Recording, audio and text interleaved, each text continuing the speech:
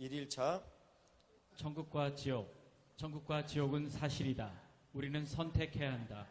미국의 하버드 의대 메디컬 스쿨에서 교수와 의사로 근무했던 이븐 알렉산더는 죽음 후의 체험을 통해서 영적인 세계가 있다는 사실을 그의 저서 천국을 보았다에서 증언한다. 과학자인 그 자신이 과학으로 증명할 수 없는 영적인 세계에 대한 오만한 태도를 가지고 살아왔다는 사실을 반성한다. 영적인 세계는 현대 과학의 물리적 방법으로 증명되지 못한다. 그러나 영적인 세계는 과학을 넘어서 존재하며 성경은 구체적으로 천국과 지옥이 있다고 말하고 있다. 천국과 지옥은 실제로 있다. 사실성. 한 부자가 있어 자색옷과 고운 배옷을 입고 날마다 호화롭게 즐기더라. 그런데 나사로라 이름하는 한 거지가 헌대투성이로 그의 대문 앞에 버려진 채 그 부자의 상에서 떨어지는 것으로 배불리려며 하며 심지어 개들이 와서 그 헌대를 핥더라. 이에 그 거지가 죽어 천사들에게 받들려 아브라함의 품에 들어가고 부자도 죽어 장사되매 그가 음부에서 고통중에 눈을 들어 멀리 아브라함과 그의 품에 있는 나사로를 보고 불러 이르되 아버지 아브라함이여 나를 긍휼히 여기사 나사로를 보내어 그의 손가락 끝에 물을 찍어 내 혀를 서늘하게 하소서. 내가 이 불꽃 가운데서 괴로워하나이다. 아브라함이 이르되 예 너는 살았을 때 좋은 것을 받았고 나사로는 고난을 받았으니 이것을 기억하라. 이제 그는 여기서 위로를 받고 너는 괴로움을 받느니라. 그뿐 아니라 너희와 우리 사이에 큰 구렁텅이가 놓여 있어 여기서 너희에게 건너가고자 하되 갈 수 없고 거기서 우리에게 건너올 수도 없게 하였느니라. 이르되 그러면 아버지여 구하노니 나사로를 내 아버지의 집에 보내소서. 네, 자, 지금 우리가 이 하는 내용은 4일차인데 굉장히 분량이 많거든요. 근데 오늘 시간이 제가 할 수 있는 시간이 약 3시간 정도 분량 이런 정도밖에 안 돼요. 여러분들이 조금 불편하시겠지만 지금보다는 약 한 70% 정도 좀 빨리 보고 집중을 해서 좀 모든 것들을 좀 보도록 하겠습니다. 자, 읽겠습니다. 예수께서는 비유가 아니라 사실을 말씀하셨다. 여기서 나사로와 부자는 둘 다 유대인이다. 즉 하나님을 따르는 백성이라는 증표인 육체의 할례를 받은 사람들이다. 오늘날 교회를 다니고 주일 예배와 헌금을 드리는 그리스도인들이다. 둘 다 자신이 구원을 받았다는 의식을 가지고 사는 사람들이다. 나사로는 거지였다. 그는 고통스러워 하나님께만 소망을 두고 살았다. 하지만 부자는 먹고 사는데 문제가 없었기 때문에 오직 현실의 일로만 생각이 가득했다. 그러던 어느 날 이 둘에게 죽음이 찾아왔다. 하나님께 소망을 두고 살았던 거지 나사로는 구원을 받아 천국에서 살게 되었다. 하지만 부자는 육체의 할례는 받았지만 가난한 자를 돌보라는 말씀을 무시하고 살았다. 그는 겉으론 유대인이었지만 마음으로는 하나님과 상관없이 자신의 마음대로 이 땅의 삶을 살았다. 그는 항상 하나님을 가까이 경험하는 유대인임에도 불구하고 지옥에 갔다. 내가 비록 아직 교회는 안 다니지만 웬만큼 예수 오래 믿는 사람들보다 천국과 지옥은 더 잘하는데 단연간 시체를 만졌기 때문에 관뚜껑만 열어봐도 이 사람이 천국행인지 지옥행인지 구분할 수 있다 아이가. 박효진 장로의 하나님은 아무도 포기하지 않는다는 책에 그 친구가 영안실 책임자로 한 말이 이렇게 기록되어 있습니다. 박효진 장로의 친구는 이런 말을 했습니다. 예수 믿다가 죽은 사람과 안 믿다가 죽은 사람은 한눈에 척 알 수 있거든. 예수 믿지 않던 사람의 시체는 보는 순간에 언제나 오싹하게 한기가 드는 기라. 하나같이 눈을 부릅뜨거나 혀를 빼물거나 오만한 상을 쓰고 있어서 무시무시해. 근데 예수 믿던 사람들은 못 쓸 병으로 그렇게 아파하다가 임종이 가까워할수록 이상하게 얼굴이 환하게 펴지면서 편안한 모습들이니 도무지 죽은 사람 같지가 않아. 한둘이 아니라 보는 족족. 그러니 나도 예수 믿으면 좋은데 간다는 걸 아니까 언젠가 믿을 거야. 예수 믿다가 죽으면 누가복음 16장 22절 말씀대로 천사들이 와서 그 영혼을 에스코트해서 천국에 안착하게 합니다. 예수 안 믿다가 죽으면 그와 반대로 악령들이 와서 그의 영혼을 지옥으로 데리고 갑니다. 영안실 책임자는 성경을 몰라도 무시무시한 보면서 이것을 깨달았습니다. 천국과 지옥은 분명히 있습니다. 예수 믿으면 현세 천국에서 영생을 맛보고 내세 천국에서 영원히 누립니다. 예수 안 믿으면 현세 천국에서 영생을 맛보지 못하고 내세 지옥에서 영원히 고문을 당합니다. 이것은 명백한 진리입니다. 네, 고맙습니다. 1일차 천국과 지옥에서 가장 중요한 첫 번째 사실은 천국과 지옥은 반드시 있다라는 이 사실성입니다. 근데 이 사실은 요즘같이 분명히 정보가 잘 통용되어지는 이런 시대에는 누구든지 조금만 관심을 가지면 이걸 모르는 바보는 없습니다. 사실은 만일 어느 누가 그걸 모른다 그러면 무심하게 지낸 겁니다. 무심하게 지낸 겁니다. 지금 이런 그 증언이 필요하죠. 제가 여기서는 설명을 하는 거고요. 여러분들은 이 내용을 세 가지로 바꿔서 설명을 해야 됩니다. 이 내용이 이제 우리가 전해질 그런 필요가 있고, 그리고 여기 보면 박효진 장로의 그 이야기가 성경 말씀에 이어서 나오는데, 제가 우리 어머님을 이제 천국에 보내드린 지 꽤 됐습니다. 근데 그때 그 익산 옆에 이제 장례식장, 그 이름이 뭐였지? 우성? 예, 뭐 장례식장에서 이제 치렀는데, 그분이 참 오랜 동안 거기서 많은 분들을 봤대요. 많은 분들을 봤는데, 제가 얘기를 시작하기도 전에 그분이 제가 아들인 걸 알고 딱 그 염을 하는 그분이 저에게 얘기를 하는 거예요. 나는 정말 오랜 동안 여기서 이 시신을 염을 해왔는데, 사람을 딱 보면 이 사람이 예수님 믿는지 안 믿는지 그걸 압니다. 근데 그 내용을 어떻게 표현을 했냐면, 교회 다니는지 아닌지 그걸 압니다. 이렇게 표현을 했어요. 그래서 일단 그 교회 다니는 이제 그 사람들이 왔어요. 그러면 얼굴이 펴져 있고 구금살이 없고 힘들고 고통스러운 이런 표정이, 아무리 심한 병을 걸렸다가 죽었을지라도 없다는 거예요. 그러면 예의 없이 조금 이따 찬송가 소리가 들린대요, 밖에서. 근데 그렇지 않은 사람들은 보면은 그냥 얼굴이 찌푸리고 시커멓고 그냥 막 그 인상을 꽉 찌푸리고 고통스럽게 죽은 이런 흔적이 역력한 사람은 조금 있다가 다른 소리가 들린다는 거예요. 예, 그것을 이제 박효진 장로가 여기서 이제 이야기를 하죠. 성경은 누가복음 16장에 보면 한 부자와 나사로를 그 말을 합니다. 그런데 이 부자와 나사로는 참 너무나 신분이 달랐어요. 부자는 늘 뭐 연락했어요. 맛있는 음식을 먹고, 이 나사로는 그 집 문간에서 살았는데 막 여러 가지 종창이 나오고 그러니까 개들이 와가지고 막 핫았어요. 제가 어렸을 때 먹고 살기 힘들면 그게 그렇게 부스럼이 나가지고 낫지를 않았거든요. 그러면 저 자신도 개들이 와가지고 제 부스럼을 하고 이런 경험이 있단 말이에요. 저 자신도.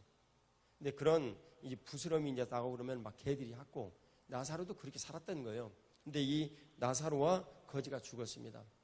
나사로와 이 부자가 죽었습니다. 이 부자는 자기 마음대로 살았어요. 부자가 문간에 있는 이 나사로를 제대로 대우하지 않은 걸 보면 율법을 준수하지 않은 사람이라는 걸 금방 알 수 있습니다. 여기 오늘 나와 있죠. 자, 그 각주 2번 같이 읽겠습니다. 땅에는 언제든지 가난한 자가 그치지 아니하겠으므로 내가 네게 명령하여 이르노니 너는 반드시 내 땅 안에 내 형제 중 곤란한 자와 궁핍한 자에게 내 손을 펼지니라. 안 한 거예요. 그러니까 하나님을 경외한다고 말만 할 뿐이지, 육체로는 할례를 받았지만 마음에는 할례를 못 받은 무늬만 하나님을 믿는 사람이라는 걸 금방 알 수가 있죠. 예, 이 사람은 죽어서 지옥에 갔습니다. 그리고 나사로는 죽어서 하나님을 경외하는 사람이었기 때문에 육신의 삶은 너무나도 힘들고 곤고하고 지쳤지만 천국에 갔죠. 우리는 이 사실이 정말 중요합니다. 우리 이 사실이 너무나 중요합니다. 그리고 일어나는 이 일련의 일들이 중요한데, 올 때는 누구든지 이 세상에 공통으로 똑같이 옵니다. 오는데 이 세상을 떠날 때는 똑같이 절대 갈 수가 없습니다. 어떤 사람은 천국에 가고 어떤 사람은 지옥에 가야 되죠. 우리는 선택해야 돼요. 달리 방법이 하나도 없는 그 정말 중요한 인생의 선택이 우리들에게 이제 주어지는 것입니다. 자, 천국 같이 좀 읽겠습니다. 예수께서 이르시되 내가 진실로 너에게 이르노니 오늘 내가 나와 함께 낙원에 있으리라 하시니라. 예수께서 친히 낙원이 있다고 말씀하셨다. 육체의 죽음은 끝이 아니다. 육체의 죽음 이후에는 반드시 다른 세계가 있다. 예수께서는 십자가에서 죽으시면서 자신이 죽음 이후에 낙원이 있을 것을 회개하는 강도에게 말씀하셨다. 내가 그리스도 안에 있는 한 사람을 아노니 그는 14년 전에 셋째 하늘에 이끌려 간 자라. 그가 몸 안에 있었는지 몸 밖에 있었는지 나는 모르거니와 하나님은 아시니라. 내가 이런 사람을 아노니 그가 몸 안에 있었는지 몸 밖에 있었는지 나는 모르거니와 하나님은 아시니라. 바울 사도는 셋째 하늘에 다녀왔다고 증언한다. 셋째 하늘이라는 표현을 볼 때 우리는 죽음 이후의 세계가 차원을 달리하며 존재하는 세계임을 이해할 수 있다. 내가 들으니 보좌에서 큰 음성이 나서 이르되 보라, 하나님의 장막이 사람들과 함께 있음에 하나님이 그들과 함께 계시리니 그들은 하나님의 백성이 되고 하나님이 친히 그들과 함께 계셔서 모든 눈물을 그 눈에서 닦아주시니 다시는 사망이 없고 애통하는 것이나 곡하는 것이나 아픈 것이 다시 있지 아니하려는 처음 것들이 다 지나갔음이로다. 천국은 하나님께서 그의 백성과 함께 계시는 곳이다. 하나님과 그의 백성과의 사이에 어떤 장애물도 없는 곳이다. 그래서 하나님의 은혜가 100% 공급된다. 따라서 그의 백성에게 고통과 눈물이 없다. 다시 밤이 없겠고 등불과 햇빛이 쓸데없으니 이는 주 하나님이 그들에게 비치심이라. 그들이 세세토록 왕노릇 하리로다. 천국은 하나님의 영광의 통치가 이루어지는 곳이 영원하다. 하나님의 영광만이 비치는 곳이다. 영광의 통치가 하나님의 백성을 통해서 모든 곳에 임한다. 하나님의 백성들은 영광의 통로가 되어 하나님께 영광을 돌리는 왕으로서 살아간다. 아멘. 자, 천국에 있습니다. 낙원에 있으리라. 주님께서 그 우편 강도에게 말씀하셨죠. 낙원에 있으리라. 그래서 분명히 천국이 있다는 것을 예수님 자신이 말씀하고 계세요. 예수님 자신이 천국에서 와서 천국을 전파를 하신 그런 분이시죠. 사도 바울은 고린도서 12장에 보면 셋째 하늘에 다녀왔다라고 말씀해요. 우리들로 얘기를 하면 차원이 틀린 새로운 그 세상입니다. 그러니까 우리가 가진 눈이나 이 모든 상식으로는 도저히 알 수가 없는 영역에 어떤 장소가 있다는 것을 뜻하고, 이 장소는요 개념상 있는 장소가 절대 아닙니다. 여러분 착각하시면 안 됩니다. 천국은 실제로 있는 곳입니다. 지옥도 실제로 있는 곳이에요. 그것이 어디에 있는지에 대해서는 성경에 셋째 하늘 이런 식으로밖에 표현이 되어 있지는 않지만 분명한 사실은 실제입니다. 내가 펜을 만지는 것처럼, 꼬집감이 내 손이 아픈 것처럼 실제로 있는 곳이에요. 그래서 그 천국을 우리들이 소망하게 되는 것이죠. 거기는 하나님 아버지가 계신 곳이고 하나님의 영광이 충만한 것이고 고통과 눈물이 다시 없는 곳입니다. 그래서 그런 것들로 예시되어 이 땅에 만들어진 것은 에덴이라는 곳이었는데, 인간이 범죄함으로 하나님으로부터 누려지는 그 모든 은혜들을 누리지 못하고 오늘날 우리가 이 통증을 겪고 있죠. 그러면 우리가 하나님을 다시 만나 천국에 누리는 그런 기쁨이 없으면 그 사람은 어디에 가야 되는가? 이 세상을 떠나면 지옥밖에 갈 곳이 없습니다.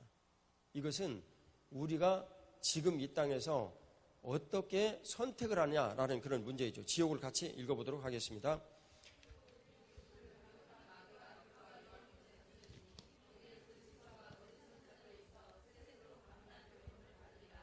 지옥은 원수마귀가 심판을 당하는 곳이다. 심판이란 하나님의 은혜가 조금도 미치지 않는 상태이다. 영원히 하나님과 단절된 삶을 살게 된다. 그래서 영원한 고통이 있는 곳이다. 누구든지 생명책에 기록되지 못한 자는 불못에 던져지더라.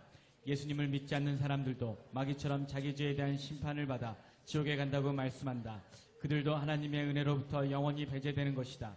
만일 내 눈이 너를 범죄하게 하거든 빼버리라. 한 눈으로 하나님의 나라에 들어가는 것이 두 눈을 가지고 지옥에 던져지는 것보다 나으리라. 거기에서는 구더기도 죽지 않고 불도 꺼지지 아니하느니라. 예수님께서는 지옥이 끊임없는 고통의 연속임을 말씀하신다. 그래서 이 땅에서 어떤 대가를 치르렀어도 지옥에 가지 않아야 한다고 말씀하신다. 하나님을 떠난 사람들이 범죄함으로 정죄를 받는다. 지옥은 절대 갈 곳이 아니다. 예수님의 이름을 믿음으로 죄와의 관계를 분명히 끊어야 한다. 아멘. 지옥은 실제하는 곳입니다. 근데 지옥은 자비가 없는 곳입니다. 은혜가 없는 곳이고요. 그리고 기쁨, 그런 어떤 생명력, 이런 모든 것들이 다 없고 멸절되어지는 곳이고 고통을 당하는 것이고 그 심각한 아픔을 겪는 이제 그런 곳입니다. 근데 그런 곳은 누구와의 공동체로서의 기쁨 전혀 없습니다. 이번에 북한에서 오랜 동안 억류당했던 목사님 석방을 받았죠. 근데 그분이 와서 인터뷰한 내용 중에 가장 힘들었던 것은 외로움, 혼자 있어야 된다는 고통이라고 얘기를 했죠. 로빈슨 크루소라는 그 책 속에 나온 내용이기도 합니다. 근데 그런 혼자 있는 이런 고통, 지옥입니다. 지옥에는 실제 사람들이 굉장히 많습니다. 뭐 우글우글하죠. 어마어마한 그런 지옥에 간 사람들이 있는데 왜 그 많은 사람들인데 외로울까요? 주님께서 제게 가르쳐 주신 것은 나 외에는 모든 사람들이 나의 적이기 때문에 그렇습니다. 지옥은 끊임없는 고통이 연속이 되어지는 것입니다. 오죽하면 주님께서 내 눈이 너를 범죄하여 만일 지옥에 가거든 눈을 빼버리고 천국에 가라. 그만큼 지옥은 고통스럽고 힘든 곳입니다. 절대 갈 그런 곳이 아니죠. 그래서 유다서 1장 6절은 4번 각주에 보면 흑암에 갇힌 곳이다 라고 말합니다. 우리들은 흑암에 갇혀 있어서 이 흑암에 갇힌 우리는 흑암 외의 것을 못 봅니다. 그것을 우리들은 속담으로 우물안 개골이라고 그럽니다. 근데 우리가 이 흑암에 갇힌 이 세상에서 원수마귀가 다양한 관심사들을 우리들에게 자꾸만 보여주어서 이 흑암 외의 세계는 절대 못 보게 합니다. 거기는 천국과 지옥에 관한 문제가 있기 때문에 그렇습니다. 어떤 사람이 지옥의 문제를 확실하게 보면 당연히 천국을 소망하게 되죠. 천국을 본 사람은요, 천국을 가고 싶어서 거의 그냥 정신이 없을 정도죠. 이런 이 흑암에 갇힌 외의 이 상황을 보는 것은 누구에게든지 하나님의 이 천국의 비밀을 알게 하는 이런 일이기 때문에 원수마귀는 절대 못 보게 합니다. 근데 여기는 흑암에 갇힌 곳이에요. 하나님의 영광이 비치지 않죠. 하나님께서는 그런 모든 것들을 성경을 통해서 가르치시고 교회를 통해서 전하시면서 지옥은 절대 갈 곳이 아니다 라고 우리들에게 분명히 말씀해 주십니다. 영혼에 관한 4번 그 내용을 같이 시작하겠습니다. 영혼, 여호와 하나님이 땅의 흙으로 사람을 지으시고 생기를 그 코에 불어넣으시니 사람이 생명이 되시라. 하나님께서 사람을 생명으로 만드셨다. 영적인 존재로 창조하신 것이다. 영이 살아있으려면 성령 하나님께서 영과 더불어 함께 계셔야 한다. 성령 하나님으로 충만한 상태를 생명이라고 말씀하셨다. 하나님께서 처음 지으신 에덴 동산 시절에는 죄가 없었으므로 성령 하나님과 100% 충만한 상태를 가질 수 있었다. 성령이 친히 우리의 영과 더불어 우리가 하나님의 자녀인 것을 증언하시나니 성령 하나님께서는 우리의 영을 통해서 우리에게 하나님의 자녀임을 증언하신다. 이것은 곧 하나님의 말씀을 듣고 믿게 하시는 것이요 예수님을 믿게 하시는 일이다. 그러나 사람의 속에는 영이 있고 전능자의 숨결이 사람에게 깨달음을 주시나니 사람에게는 영이 있다. 그리고 그 영은 하나님의 음성을 듣는 기능을 한다. 영이 죽으면 하나님의 말씀을 들을 수 없다. 인생들의 혼은 위로 올라가고 짐승의 혼은 아래 곧 땅으로 내려가는 줄을 누가 알랴.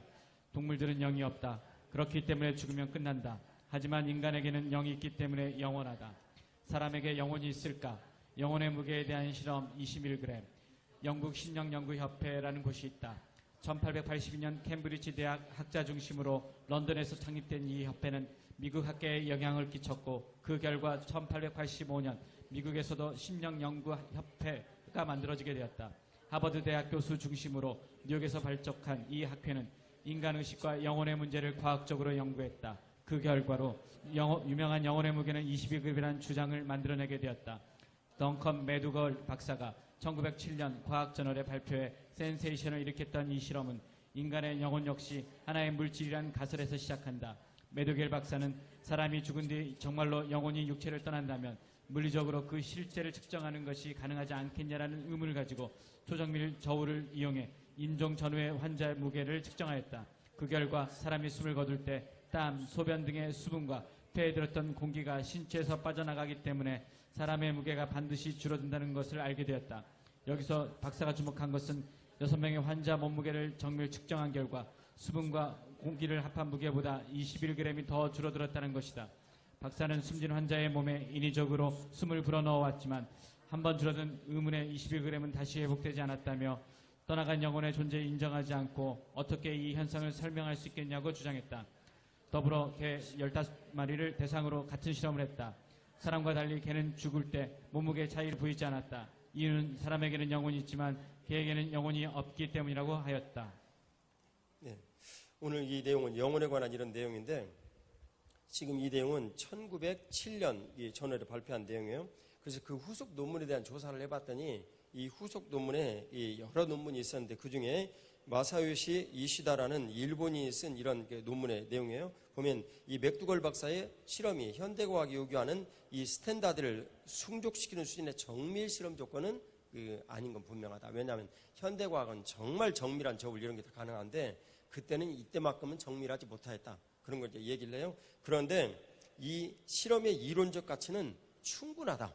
이렇게 얘기를 해요. 그러니까 이건 사실성이나 모든 이런 면들에 있어서 충분하다. 이렇게 얘기를 해요. 그래서 제가 이런 그 내용을 여기다 실게 됐는데 영혼이 실제하다는 거예요.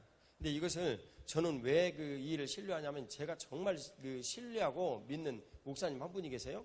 근데 이분이 광주에 사셨는데 광주에 조직폭력배였어요. 근데 이분은 정작 성대 나온 분이에요.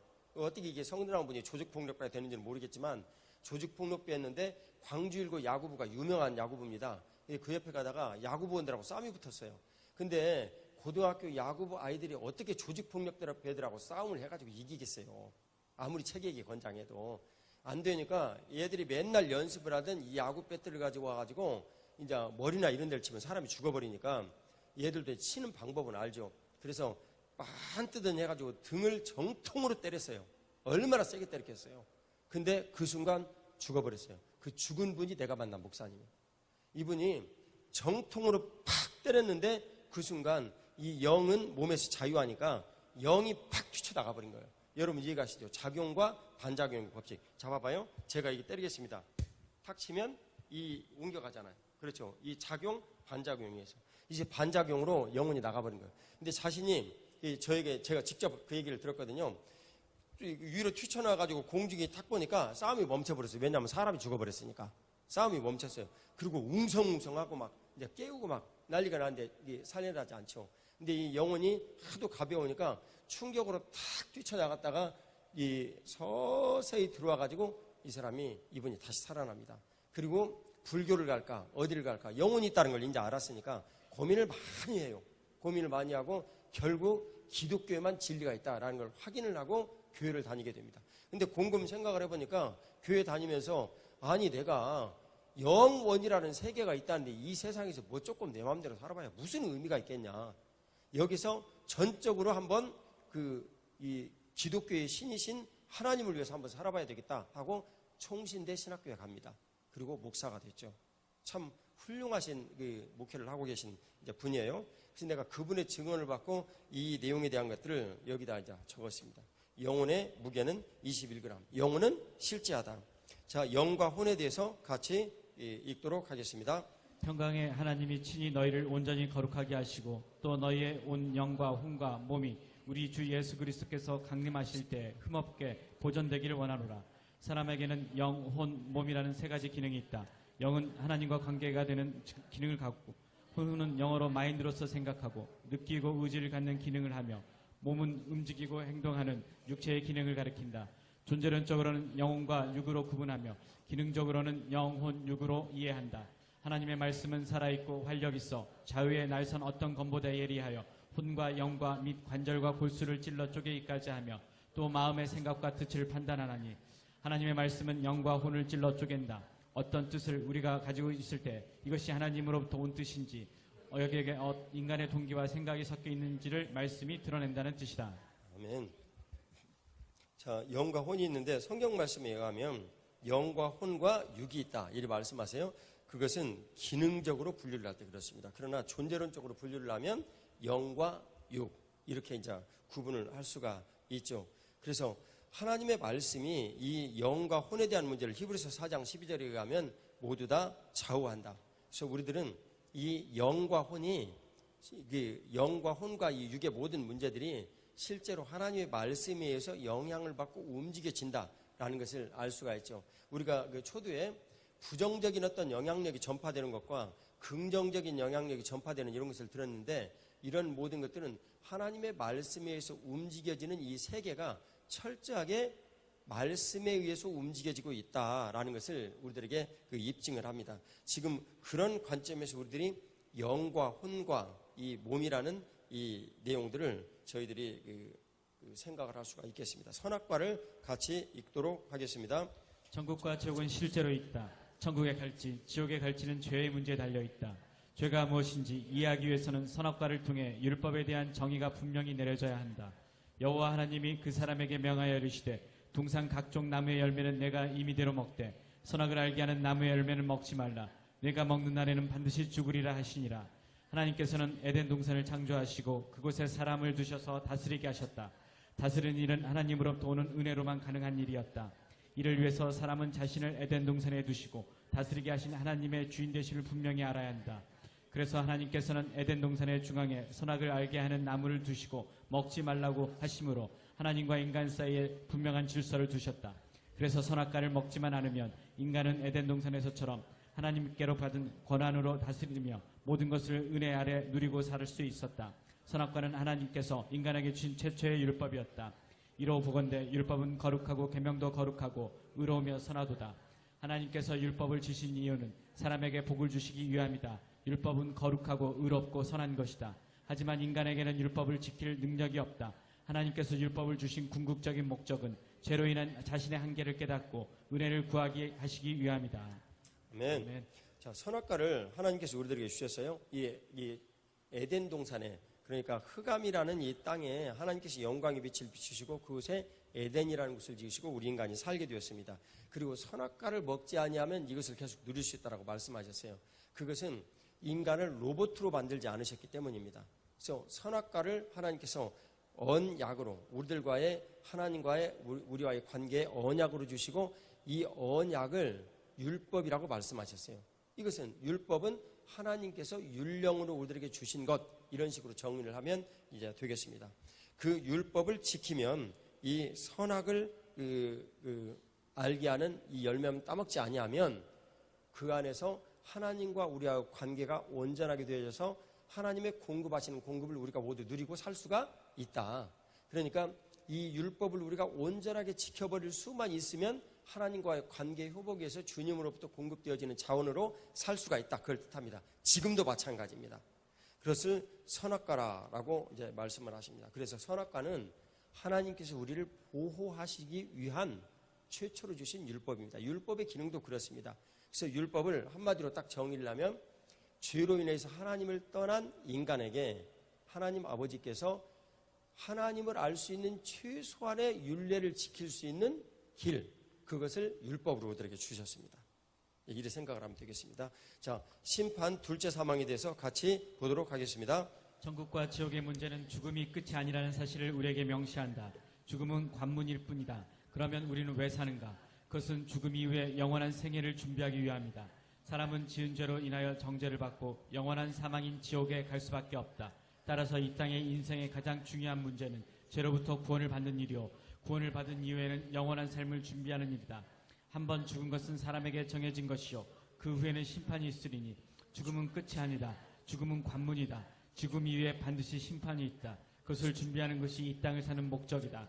그러나 두려워하는 자들과 믿지 않는 자들과 흉악한 자들과 살인자들과 음행하는 자들과 점술가들과 우상 숭배자들과 거짓말하는 모든 자들은 불과 유황으로 타는 못에 던져지리니 이것이 둘째 사망이라.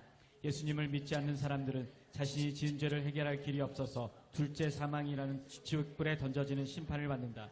이 땅에 살면서 예수님을 믿어 죄사를 받아 이 심판을 피해야 한다.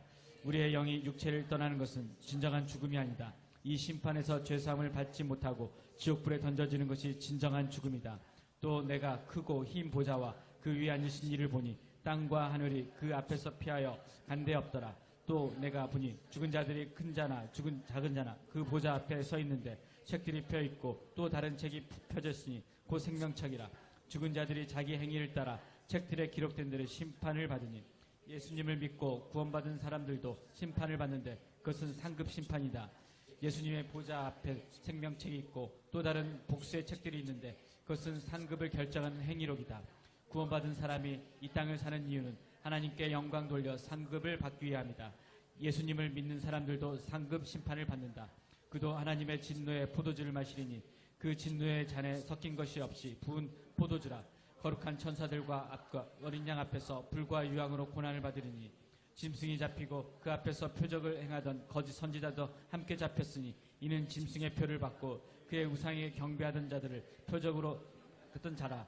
이 둘이 산채로 유황불에 못에 던져지고 죄에 대한 심판을 받는다. 불과 유황으로 영원한 고통을 받게 된다. 우리가 세상을 떠나는 것은 진정한 죽음이 아니다. 영원한 벌을 받고 지옥에 가는 것이 진정한 사망이다. 둘째 사망은 원수마귀와 함께 받는 심판이다. 이 땅에서 예수님을 믿지 않고 사는 것은 원수마귀를 경배하고 따르는 인생이다. 따라서 예수님을 믿지 않고 죽은 사람은 원수마귀를 위해 예비된 지옥에 함께 들어가게 된다. 그것은 영원한 고통의 장소이다. 사망과 음부도 불못에 던져지니 이것은 둘째 사망 곧 불못이라.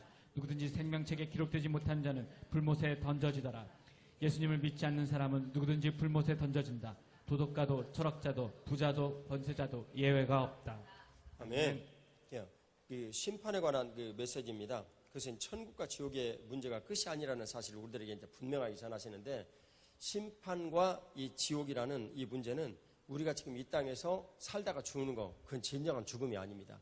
진정한 죽음은 그 이후에 우리가 예수님 앞에서 죄를 용서받은 사람은 천국에 가고 죄를 용서받지 못한 사람은 심판을 받고 지옥에 가는 겁니다. 이때가 심판의 문제, 둘째 사망인데 이 둘째 사망이 진정한 죽음입니다. 그것은 죽음이라는 것은 뭐냐면 돌이킬 수 없다 그런 걸 뜻하는 거예요. 돌이켜서 회복이 되어질 수가 없다. 그렇게 딱 정의를 해버린 내용이 죽음입니다. 그래서 이 문제를 우리들은 사실은 영원이라는 이 문제를 준비를 해야 합니다. 그것이 이 땅에서 우리가 예수님을 만나서 이 영원이라는 세계를 준비해야 되는 이유입니다. 예수님 믿지 않는 사람들은 누구든지 원수마귀를 위해 예비된 지옥에 들어가게 되죠. 아무리 이 세상에서 도덕적으로 깨끗하게 살거나 원만하게 살거나 이런 모든 것들을 행하였다 할지라도 그것은 천지를 지으신 창조주께서 우리에게 원하시는 것을 요구시킬 수는 충족시킬 수는 없습니다. 왜냐하면 하나님과 우리 사이의 문제이기 때문에 하나님과 관련이 일단 없어지면 그 나머지 모든 것들은 관련이 없기 때문에 그렇습니다. 세상의 정의를 같이 한번 보도록 하겠습니다. 이 세상은 어떤 곳인가? 왜 이 세상에서는 고통과 아픔이 끊이지 않는 곳인가? 이 문제를 해결하려면 가장 먼저 이 세상에 대한 정의를 세워야 한다. 많은 사람들이 이 세상의 문제를 해결해 보려고 했다. 하지만 답을 제시한 사람은 없다. 정의를 정확하게 세워야 우리는 세상의 고통으로부터 벗어날 수 있다. 또 자기주의를 지키지 않냐고 자기 처소를 떠난 천사들을 큰 날의 심판까지 영원한 결박으로 흑암에 가두셨으며 이 세상은 흑암이다. 흑암은 하나님의 영광이 비치지 않는 어둠의 영역이다. 이 흑암에 타락한 천사인 사단을 가두셨다. 사단은 하나님의 뜻을 버리고 자기 마음대로 살려고 하다가 심판을 받은 자다. 따라서 흑암은 자기 뜻대로만 살려는 자기 중심성의 영향력이 극대화한 곳이다. 하나님의 범죄한 천사들을 용서하지 아니하시고 지옥에 던져 어두운 구덩이에 두어 심판 때까지 지키게 하셨으며 흑암은 가둔 곳으로서 감옥과 같은 성격이 있다. 따라서 흑암에 사는 우리는 흑암 밖의 일에 대해서 알 수도 없고 생각할 수도 없다. 흑암 밖에 있는 누군가가 우리를 구해주지 않으면 스스로 벗어날 수 없는 곳이다. 아멘. 아멘. 각주 13번을 같이 보겠습니다. 내 지체 속에서 한 다른 법이 내 마음의 법과 싸워 내 지체 속에 있는 죄의 법으로 나를 사로잡는 것을 보는도다. 오호라 나는 권고한 사람이로다. 이 사망의 몸에서 누가 나를 건져내랴. 로마서 7장은 흑암에 살고 있는 죄의 실존을 보여준다. 누군가가 우리를 밖에서 구원해주지 않으면 우리는 이 흑암에서 벗어날 수 없다. 우리를 구원해 주시기 위해서 오신 분이 바로 예수님이시다. 그래서 이 세상은 갇혀져 있습니다. 갇혀져 있어서 천국과 지옥이라는 실제를 이웃에서 볼 수가 없습니다. 다만 성경이 그것을 가르쳐 주신 것뿐입니다. 근데 이 천국과 지옥이라는 이 문제를 우리가 분명히 느끼고 깨닫고 알 수 있으면 가면 안 되죠. 어디예요? 지옥에.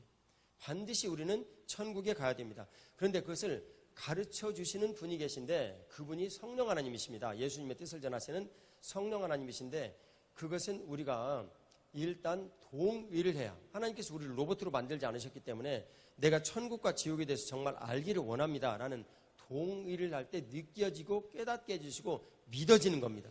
그리고 그런 내용들에 대해서 확신을 하게 되는 거죠. 믿음을 갖고. 근데 내가 그런 동의를 하지 아니하고 나설 때는 절대 느낄 수도 없고 깨달을 수도 없고 알 수도 없고 실체를 볼 수도 없는 것입니다. 자, 사탄의 탄생, 이 주의 기원에 대해서 보겠습니다. 사탄은 미혹하는 자입니다. 그래서 아니다라고 자꾸 주장하죠. 이 흑암에 갇힌 이 땅이 전부다.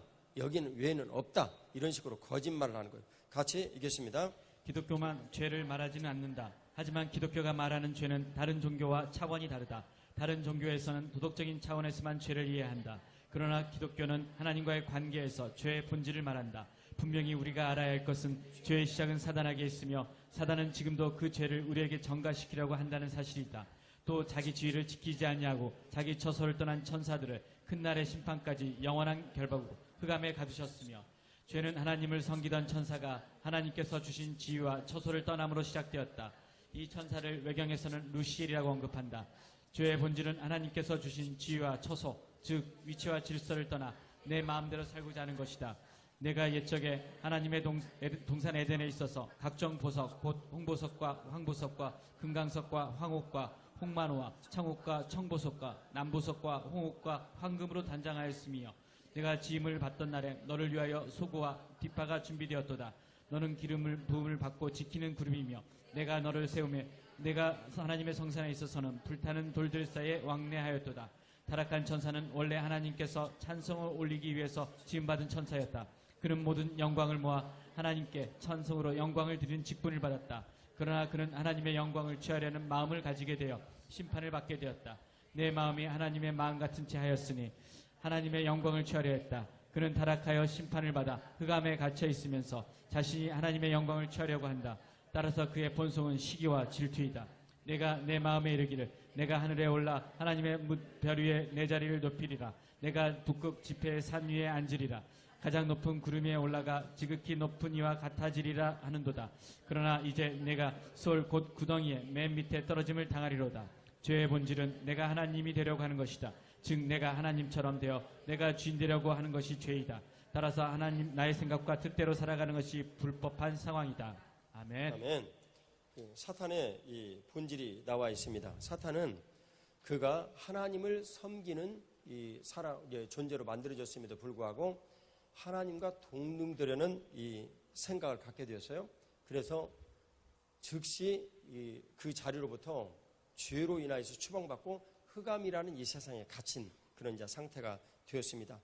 위치가 천사장으로부터 이 흑암으로 떨어진 거예요. 그것은 하나님으로부터 받은 질서가 동시에 무너졌다는 것을 뜻합니다. 그래서 죄의 본질은 내가 하나님이 되려고 시도를 하는 거예요. 엄연히 하나님께서 세상을 만드시고 통치를 하시는데 내 뜻대로 내가 마음대로 살려고 생각을 하는 이 시도가 내 생각인 것 같지만 그렇지 않습니다.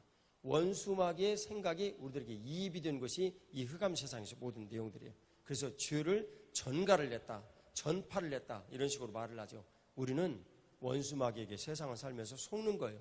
흑암이라는 이 땅에 갇혀서 그 밖에 천국과 지옥이라는 이 비밀을 알 수 없도록 딱 눈이 가려져서 속는 겁니다. 원수마귀는 그 미혹이 그 마음이 그 안에 있는 본질입니다. 그래서 내가 주인 되어 사는 것이 죄입니다. 내 생각과 뜻대로 살아가는 것이 불법한 상황이죠. 사탄의 영향력이 어떤지를 그 유혹의 방법을 같이 읽겠습니다. 천국과 지옥이 있듯이 분명히 원수마귀의 영향력이 있다. 그 영향력은 우리를 파괴하고 고통을 주며 죽이기 위함이다. 또 자기 지위를 지키지 않냐고 자기 처소를 떠난 천사들 큰 날의 심판까지 영원한 결박으로 흑암에 가두셨으며 흑암은 원수마귀가 자신이 주인이라고 주장하는 곳이다. 따라서 죄의 본질인 자기 중심성의 영향력이 극도화된 곳이다. 원수마귀는 자신 스스로가 주인되어 내 마음대로 살라고 유혹한다. 너희가 그것을 먹는 날에는 너희 눈이 밝아져 하나님과 같이 되어 선악을 알 줄 하나님이 아심이라. 사단의 최초의 유혹은 내가 주인되어 살라는 것이다. 너희 자신을 종으로 내주어 누구에게 순종하든지 그 순종함을 받은 자의 종이 되는 줄을 너희가 알지 못하느냐. 혹은 죄의 종으로 사망에 이르고 혹은 순종의 종으로 의에 이르느니라. 영향력은 내가 누구의 소리를 듣는가로 말미암는다. 내가 하나님의 음성을 듣는가 아니면 나의 주장과 소리를 듣는가이다. 하나님의 음성을 듣는 일은 교회를 통해서 주시는 말씀을 듣는 일이요 나의 소리를 듣는 것은 주인 되어 살라는 원수마귀의 영향을 받는 것이다. 마귀의 간계를 능히 대적하기 위하여 하나님의 전신갑주를 입으라. 원수마귀는 늘 진실같은 거짓말로 우리를 유혹한다. 그의 거짓말이 진실같이 들리는 이유는 나의 경험과 지식과 어울리는 말로 유혹하기 때문이다. 너희는 너희 아비 마귀에서 났으니 너희 아비의 욕심대로 너희도 행하고자 하느니라. 그는 처음부터 살인자요 진리가 그 속에 없으므로 진리에 서지 못하고 거짓을 말할 때 제 것으로 말하나니 이는 그가 거짓말장이요 거짓의 아비가 되었습니다. 원수마귀는 태생적으로 거짓말장이다. 그가 하는 말은 모두 거짓이다. 거짓으로 사람들을 자신의 영향력 아래 살게 한다. 그 말의 핵심은 바로 내 마음대로 하라는 내용이다. 아멘. 네. 자, 이 내용을 우리들이 모두 다 아멘으로 받아 이해를 하고 이제 믿는데요. 사탄의 영향력이 이제 우리들에게 어떻게 오는지를 저희들은 이제 자세히 들었습니다. 사탄은 늘 내 마음대로 살아라는 거예요. 내가 주인이 되어서 살라라는 거예요. 그러면 하나님께서 우리 인생에 찾아오셔서 주인이 되도록 선물로 보내주신 예수님을 절대 만날 수 없습니다. 왜냐하면 예수님은 우리들 가운데 주인으로 오시고 그리고 우리를 그분의 이 종으로 자녀로 친구로 삼아주셔서 우리가 하나님을 만나는 그런 길을 가게 하시는데 주님께서 내가 주인이다 라고 하는 사람에게는 절대 나타나실 수도 없고 알려줄 수 있는 방법도 없습니다. 사탄은 그걸 잘 알고 있는 거예요. 그래서 자신이 주인 역할을 해서 하나님을 떠난 이 일을 그대로 우리들에게 전파를 합니다. 그래서 야, 편하게 살아. 너 마음대로 살아. 너가 모두 다 행복하게 살 수 있잖아. 네가 원하는 대로 살 수 있잖아 라고 우리들에게 전파를 하죠. 그것을 원수마귀가 거짓말장이다 라고 말을 합니다. 하나님의 공의와 사랑, 구원받아 천국 가는 길 11번 같이 읽도록 하겠습니다. 모든 사람은 죄인이다. 하나님께서는 사람들을 구원하시려고 예수님을 보내셨다. 예수님을 믿어 죄로부터 구원받는다. 하나님이 세상을 이처럼 사랑하사 독생자를 주셨으니 이는 그를 믿는 자마다 멸망하지 않고 영생을 얻게 하려 하심이라. 예수님은 세상을 구원하시기 원하시는 하나님의 사랑이다. 예수님을 믿으면 멸망하지 않고 구원을 받는다. 예수님은 하나님의 사랑의 화신이시다. 예수께서 신포도주를 받으신 후에 이르시되 다 이루었다 하시고 머리를 숙이니 영혼이 떠나가시니라. 예수님은 하나님의 공의이다. 예수님은 죄로 말미암은 모든 대가를 십자가에서 고난당하시고 죽으심으로 치르셨다. 그래서 예수님은 인간은 죄인일 수밖에 될 수 없는 정죄의 기준인 율법의 마침이 되셨다. 예수님을 믿으면 의롭게 된다. 이 예수를 하나님이 그의 피로써 믿음으로 말미암은 화목제물로 세우셨으니 이는 하나님께서 길이 참으시는 중에 전에 지은 죄를 간과하심으로 자기의 의로우심을 나타내려 하심이니 예수님은 죄를 없애시고 하나님과 우리 사이를 이어주는 화목제물이 되셨다. 예수님은 죄인을 구원하고자 하시는 하나님의 사랑으로 오셨다. 공의로우신 하나님의 뜻을 순종하여 죄의 대가를 치르고자 오셨다. 아멘. 아멘. 하나님은 공의로우셔서 반드시 죄에 대해서는 벌하셔야 합니다. 그런데 하나님은 또한 사랑이신 그 분입니다.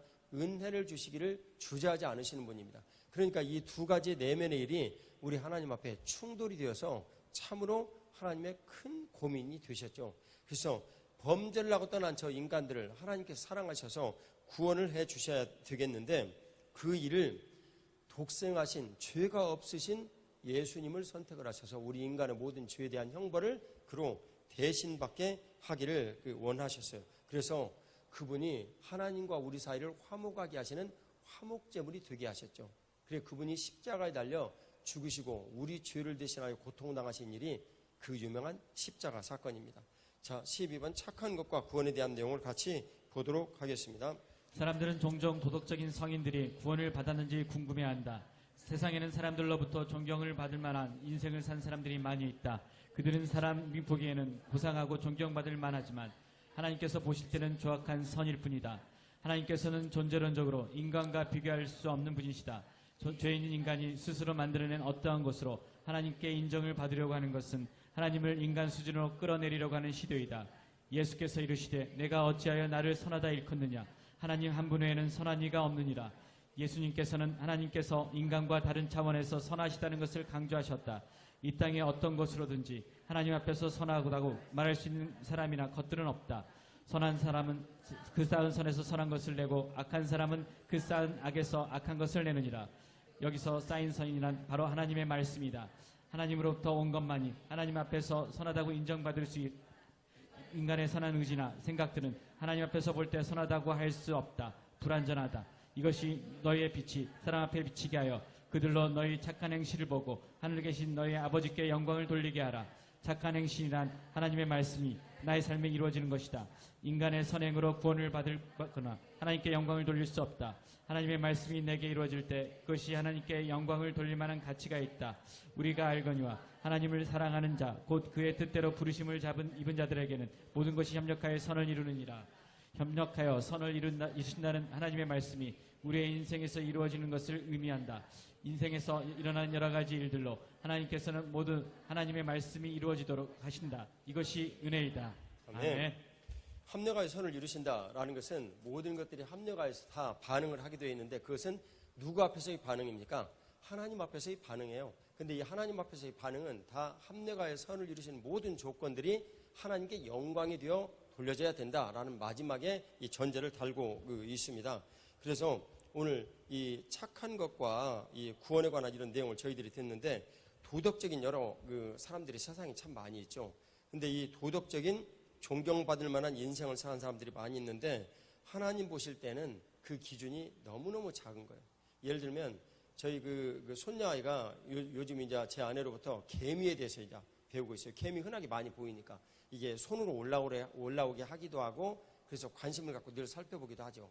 그런데 우리들은 개미가 어떤 세계에 있고 무엇을 어떻게 하는지 이 눈으로 이렇게 다 보고 있지만 개미는 스스로를 생각하기를 어마어마한 거인이 나타났다. 나와 같은 것은 200마리, 300마리가 딱 올라가도 꼼짝도 안 한다.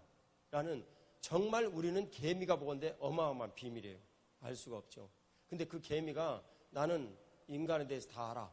인간은 이러이러한 존재야. DNA가 있고 말이지 그 속에 아데닌, 구아닌, 시토신, 티민이 있어가지고 정보를 하고 그 정보를 떼가지고 RNA를 만들어서 단백질을 만들어가지고 우리의 삶의 모든 것들을 움직이는 이런 영향들을 또 만들어내지. 이런 모든 것까지 다 알아요. 그러면 그 개미는 이미 개미가 아니죠. 우리 인간이 하나님을 그렇게 생각할 수 있어요. 그래서 우리가 생각하는 어떤 잣대로 하나님께 내가 이렇게 반응하면 하나님은 이 일에 대해서 그 반응을 해야 돼. 그것은 내가 하나님을 종삼으려는 거예요. 성경에 표현하면 하늘에 올라가서 하나님을 땅으로 끌어내리려는 시도를 하는 것입니다. 그것은 도덕적으로 아무리 인간이 완전해도 전능하신 하나님과 우리 사이에는 그 바라보시는 기준과 모든 내용들이 다를 수밖에 없어요. 도덕적으로 착한 것이 구원을 이루어낼 수는 없습니다. 자, 그 13번 같이 보도록 하겠습니다. 인간은 누구나 태어나서 살다가 죽는다. 올 때는 누구나 지금 우리가 사는 세상에 태어나지만 죽을 때는 천국과 지옥으로 행선지가 나누어진다. 예수님을 믿고 천국에 갈 것인지 나의 죄 때문에 지옥에 갈 것인지 선택해야 한다. 아멘. 아멘. 삶에는 종착역이 있습니다. 태어날 때는 누구든지 다 이 세상에 똑같이 오지만 떠날 때는 이 세상에 똑같이 있지 않습니다. 세상을 떠나야 됩니다. 이 세상에. 그것은 누구든지 다 똑같은데 떠난 다음에 행선지가 다릅니다. 천국으로 갈 것인지 지옥으로 갈 것인지 행선지가 정확하게 나누어집니다. 그래서 예수님을 믿고 이 세상에서 하나님과 우리 사이를 갈라놓았던 죄를 모두 해결을 한 다음에 천국으로 갈 것인지 아니면 내가 주인이 되어서 내 마음대로 살면서 죄의 문제 해결하지 못하고 살다가 지옥에 갈 것인지 우리는 선택을 해야 됩니다. 자, 여기까지가 1일차의 그 내용입니다. 1일차의 내용이 조금 많은데 저희가 이렇게 모두 다 읽고 듣고 설명하고 그러니까 시간이 생각보다 지금 많이 지났어요. 많이 지났는데 여러분들은 이 내용을 성경 말씀의 순서대로 1, 2, 3, 4 말씀을 쭉 기억을 해나가면서 핵심적인 내용만 전하면 되는 겁니다. 이렇게 같이 읽을 필요가 없으니까 여러분들이 그냥 성경책만 가지고 와서 상대방에게 전하는 것이니까 적어도 이 시간이 반절 이하로 줄어들 것입니다. 그래서 잘 준비하셔서 숙지를 좀 하셔야 하고요. 그 기도의 내용을 같이 한번 보겠습니다. 바나바가 새 가족을 위하여 기도드린다. 새 가족에게 기도의 이해를 구한다. 혹시 중요한 기도 제목이 있는지 묻고 있으면 그 문제를 두고 기도드린다. 자, 이 기도의 내용을 여기들이 모두 적어놨어요. 그래서 1일차, 2일차, 3일차, 4일차 가면 내용이 모두 달라져요. 1일차하고 2일차는 바나바가 새 가족을 위해서 모두 기도드리는 그런 내용으로 구성이 되어 있어요. 물론 여러분이 바나바 양육가에 대해서 들었듯이 새 가족이 이미 교회를 다니는 사람이에요. 그러면 같이 기도를 하면 돼요. 익숙하니까. 그것은 여러분들이 자율적으로 판단해야 될 일입니다. 그러나 지금 여기 있는 내용은 지금 오래전에 예수님 믿다가 처음 나온 사람이거나 아니면 전혀 몰랐다가 나온 사람이나 이런 사람들을 대상으로 쓴 내용입니다. 그러니까 그것은 여러분들이 자의적으로 판단을 잘 하셔야 돼요. 여기 있는 내용은 1일차와 2일차 때는 바나바가 새 가족에게 기도 제목이 혹시 있는지 삶에서 들은 이런 내용들을 위해서 또 제가 좀 기도 드리겠습니다. 같이 이렇게 기도해 드리고 이제 지나가는 거요. 3일차에는요 신앙 고백을 하면서 예수님을 영접하는 이런 이제 시간을 갖게 되어 있습니다. 그때는 동시에 같이 하는 거예요. 바나바가 있고 뒤에 따라서 하고 바나바가 있고 뒤에 따라서 하고 이렇게 이제 하는 거예요. 동시에 하는 거죠. 그 다음 이제 4일차에 그때부터는 바나바가 독립해서 같이 부활에 대한 내용들을 읽는데 그 다음 바나바에게 여러분들이 이렇게 쪽지로 이렇게 기도문을 써주셔서 수시로 집에 가셔서 이 기도문을 좀 같이 읽고 기도하십시오. 이렇게 요청을 해야 됩니다. 비로소 처음으로 바나바가 기도하는 습관을 그때부터 이제 드리는 이제 그런 것이죠. 자, 그러면 여기 1번에서 5번까지 기도에 대한 내용들이 있거든요. 네, 여러분들이 이 1일차의 모든 내용을 주님 잘 숙지해서 전할 수 있게 은혜를 베풀어 주십시오. 라는 그런 간결한 기도를 통성으로 저희들이 같이 드리고 제가 다시 마지막 기도하고 1일차 강의를 마치겠습니다. 다 같이 주여 삼창하고 기도드리겠습니다. 주여, 주여, 주여. 하나님 아버지, 오늘도 은혜를 베풀어 주셔서 저희들에게 가르치신 약속의 말씀을 저희들이 새 가족에게 잘 전할 수 있도록 은혜를 베풀어 주옵소서. 천국과 지옥의 실제가 반드시 있다는 저희들이 접하는 새 가족에게 은총을 베풀어 주셔서 눈을 열어 주시옵소서. 하나님의 말씀을 믿는 믿음을 주셔서 말씀을 믿는 믿음으로 교회 오게 하시고, 교회가 하나님 사람들의 모임 장소가 아니라 하나님의 아들이신 예수님을 믿는 곳이며 천국을 선택하는 곳임을 믿게 해 주시옵소서. 교회에서 가르치는 이 모든 것들을 들으면 반드시 믿고 믿음으로 고백할 수 있다는 것을 깨닫게 하여 주옵소서. 세 가지가 중요한 기도 제목이 있습니다. 이 기도 제목을 주님께서 기도를 드릴 때마다 들어주시고 응답하시며 말씀하여 주시옵소서. 주님의 거룩하신 은총과 공의를 오늘도 사랑하는 분들에게 같이 하시고, 아버지 하나님 바라바라 드리고 작정을 한 이 모든 분들에게 하늘의 은혜를 내려주시고 인도하여 주시기를 간절히 구합니다. 주님 영광 오직 홀로 받아 주시옵소서. 사랑하는 아버지 하나님, 오늘 저희들에게 1일차 천국과 지옥에 대해서 듣게 해주시니 감사합니다. 천국은 반드시 있다는 것을 주님, 우리가 섬기는 새가족들이 알게 해 주시옵소서. 은총의 눈을 열어 주시옵소서. 이 약속의 말씀을 특별히 각자 섬기는 이 새가족들에게 이루어 주시기를 구합니다. 그들이 하나님의 말씀을 전할 때 믿는 믿음을 꼭 주시고, 교회는 사람들이 모이는 것이 아니라 하나님의 아들이신 예수님을 믿고자 모인 것이며 천국과 지옥이 갈라지는 곳, 즉 천국을 선택하는 것임을 믿게 하여 주시옵소서. 먼저 바나바는 우리들에게 그 눈을 뜨게 하시고 확신으로 전하게 하여 주옵소서.